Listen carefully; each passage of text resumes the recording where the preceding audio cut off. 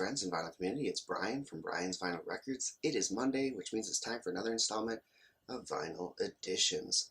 We're getting so close to 100 installments of this series. I'm very excited. I'm going to slow things down after that. Also, trying to slow down my buying habits, but it hasn't been going so well so far. But we'll get there. We're going to get there.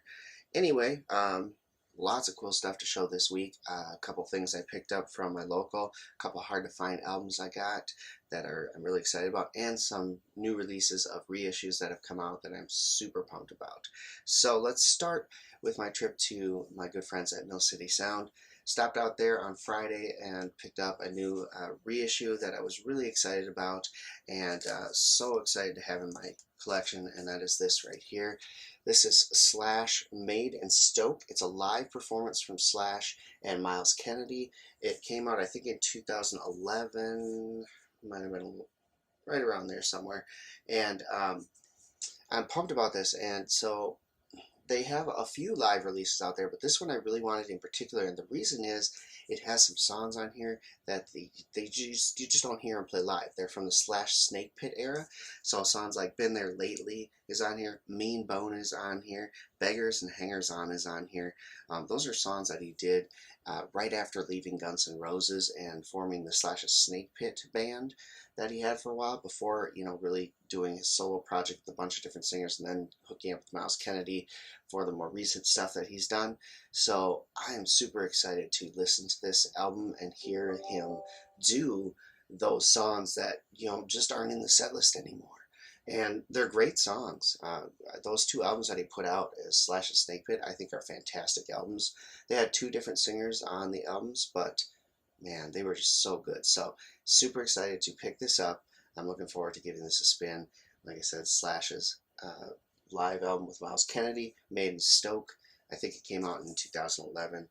This is a reissue that came out on Friday, and super excited. 3 LPs. All right. While I was there, I also grabbed this. I have left this there a couple times, but I'm realizing that to buy it now is going to cost me double what I can get it for new. For some reason, I'm not quite sure. This must be hard to get. This is CRB's Chris Robinson Brotherhood's If You Lived Here, You'd Be Home Now. It is a shorter album. It's an EP, I would say. I think it's got 5 tracks on it. And that's kind of why, 5 tracks are on here. That's kind of why I left it there. It's $20, which, for me, an EP, that seems a little high. But everywhere else I looked, it was like $30 or more to buy this album. And so I just decided to grab it from my local. Really pumped about it. And I think this is the last of the CRB studio albums that I need. I don't have any of the Betty's stuff that he's done. Those are live albums. But I think this is the last of the studio albums I actually need from them. And this is fantastic. Bluesy, Southern rock, Black Crowes-esque. Chris Robinson of the Black Crowes, lead singer. Really good stuff. All right, so while I'm there, I always check the Dolly Parton section because you just never know what you're going to find. And I'm super excited that I did that this time because I found 2 Dolly Parton albums on my want list that I just never see anywhere. We'll start here with this one. This one is called Love is Like a Butterfly. Really cool Dolly cover on this one. I think this is, 1974? I think 1974 this came out. So I never see this one. This was on my wish list, and it doesn't pop up even on Discogs very often, at least not here in the States. So was super excited to see this, pick this one up for sure. Looking forward to spinning that. And this is my favorite right here. This I passed on probably 6 or 7 months ago because it was $15 at the time. And I thought that was kind of odd for a Dolly Parton album. That was when I was just getting started. No, probably a year ago now. It was probably when I was just getting started with Dolly albums and picking them up. And I realized that $15 at the time was actually quite the bargain. And I missed out on it. Well, I found this there. This is My Tennessee Mountain Home. It's an early Dolly album. I don't have my readers on, so I can't see it. But this was sealed still sealed album from Dolly Parton, and it was marked down to $10. I think it's because it's this special Best Buy version, so it's not the original press and things like that. But man, I was super pumped to get this in my collection because I've been looking for this forever, and honestly, the prices on the original pressings and early stuff like that are insanely high. This is, like I said, a repress.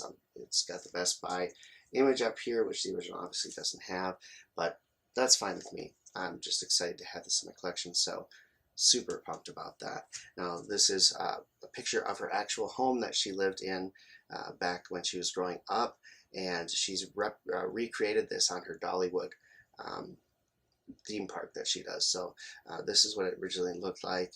It's gone now, I believe, but she recreated that home on her Dollywood theme park, and so that's kind of cool.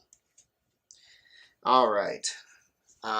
My son had a basketball tournament this last weekend out in Forest Lake, Minnesota, which is about an hour drive for me from my home. And they have a record store out there, newer one that I really wanted to check out and see while I was out there. So it was literally right across the road from the school. So I couldn't pass up an opportunity to just hop over there during one of the breaks.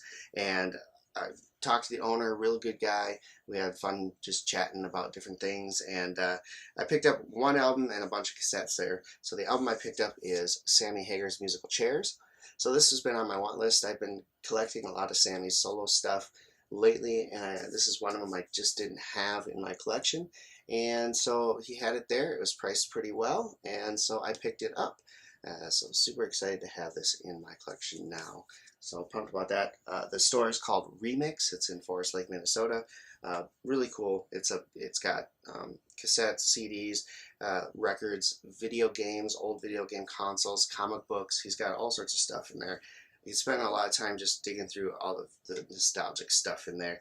Not a ton of records out, but enough to keep you interested at least, and a good stop out to check it out.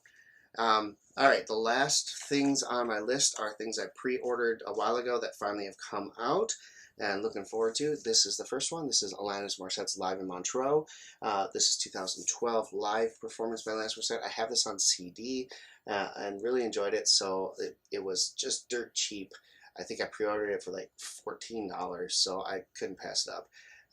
Excellent addition to my Alanis Morissette collection, and this is a nice gatefold cover, solid press. Looking forward to listening to that on vinyl. And then the two main events here, these are things that I pre-ordered back, I think, in November, knowing that they were coming out in February.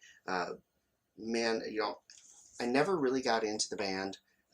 They were one of the big four, obviously, of thrash bands, and I never really got into the band at all until the 90s when this album came out. This is Anthrax, Sound of White Noise. I believe this is the first album to feature John Bush on vocals. I might be mistaken there, but I think this is the first album he did with them on vocals, and it's got Black Lodge, which was a hit for them, and of course the song Only on here, which is fantastic, good hard rock metal song, and we used to jam on that a lot. The riffs in that one in our band when I was in high school, just had a lot of fun with it. So I was super pumped to see this is getting reissued. They're on the expensive side, and honestly the packaging isn't the greatest. I mean, it's got a nice gatefold cover, but there's no inserts, no lyric sheets. Even the the sleeves don't have any kind of printed sleeves or anything like that. It was just a black, polyline sleeve, and so a little disappointed in the packaging on these, especially for the price of these. These are $30 a piece. You would think you'd get a little more for that, but it sounds absolutely fantastic, and it comes on this nice white vinyl with custom labels, and I'm just super pumped to have it. And I believe this one also has a extra track or two on it from the original press of it. So great album, super pumped to have it. And the other one I got was the Stomp 442 album, which is another John Bush era. All the John Bush eras are getting released right now. I believe they have got 3 or 4 of them. 3 of them have come out now, and another 1 or 2 I think are delayed until the end of this month. But I got this as a mistake from Columbia House, and I kept it and played it on CD quite a lot. I really like this album, and I know a lot of people, this isn't their favorite Anthrax album, but I really like it. I think it's a great album, and so was super pumped. I picked these 2 out of the list of 4 or 5 albums that they're releasing from John Bush, and went with these. I really am excited about it. So again, same thing. nice gatefold, but again, no inner sleeve, no printed inner sleeve or lyric sheets or anything like that are on there. So you'd think that with the money that you're spending on this, you would get a little more out of it, but it is what it is. I'm really excited to have it. So yeah, really cool. And I know there's, I think there's two more. One more came out on this past Friday. I think We Are Among Us or something like that. And then another one, Volume 8, has been delayed. I can't remember if there's a fifth one or not, but that one, the Volume 8 is going to be out on the 25th, I think now. So it got a little bit delayed, but the other three are out, and I picked up two of them. Really happy about that, really excited about it. So yeah, that is my vinyl collections for this week. I hope you enjoyed this episode. If you did, give it a thumbs up, leave a comment below. Love interacting with everyone in the vinyl community.